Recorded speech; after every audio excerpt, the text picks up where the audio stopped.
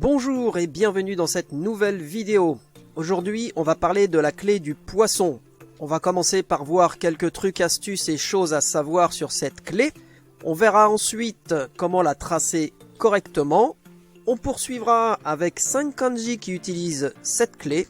Et enfin, on terminera avec 5 mots de 2 kanji et des exemples en contexte. N'oublie pas de boire ton verre d'eau, on est parti!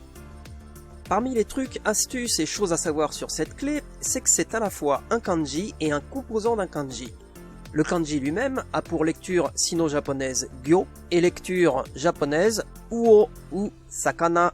Quand ce composant est utilisé comme clé d'un kanji, on le trouve pratiquement systématiquement à gauche, un emplacement, tu t'en rappelles, nommé hen.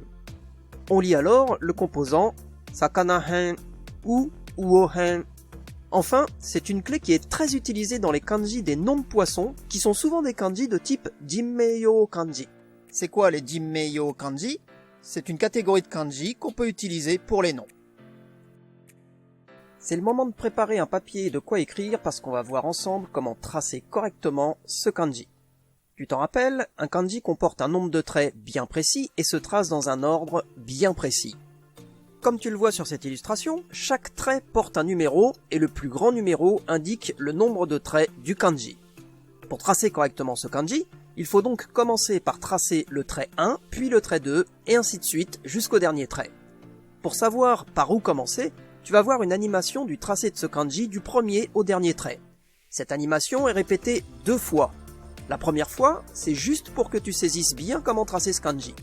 Mets la vidéo en pause à la fin de la première fois.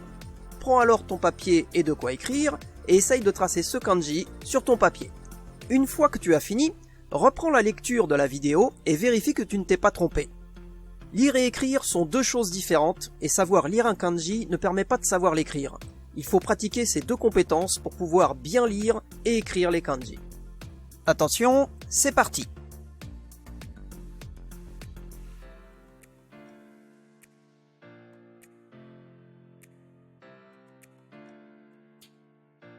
Attention, c'est à toi.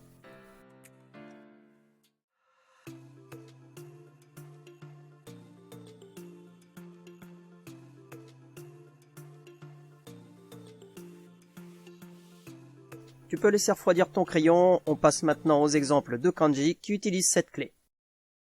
Maintenant qu'on sait l'écrire, voyons 5 kanji qui utilisent cette clé. Sakana, poisson. Il est lui-même la clé de son propre kanji. Ce kanji fait partie des Joyo kanji, les kanji d'usage courant. Koi, carpe. Ce kanji fait partie des Jinmeiyo kanji, une catégorie de kanji réservée au nom. Tai, dorade. Ce kanji fait aussi partie des Jinmeiyo kanji. Iwashi, sardine. Ce kanji fait aussi partie des Jinmeiyo kanji. Kujira, baleine. Ce kanji fait partie des Joyo kanji. On va voir maintenant 5 mots qui utilisent cette clé ou ce kanji et surtout des exemples d'utilisation. Gyokai. うちの父は魚介アレルギーを持っている。 Mon père est allergique aux fruits de mer. Kingyo. あの水槽の中に金魚が2匹います。 Il y a 2 poissons rouges dans cet aquarium. Shinsen. 魚市場の魚は新鮮です。 Les poissons du marché aux poissons sont frais. Ningyo. 人魚は半分人間、半分魚の伝説の生き物です。 Une sirène est une créature légendaire, mi-femme, mi-poisson. Sakanaya. 魚屋は魚を売る店です。 Une poissonnerie est une boutique où on vend du poisson.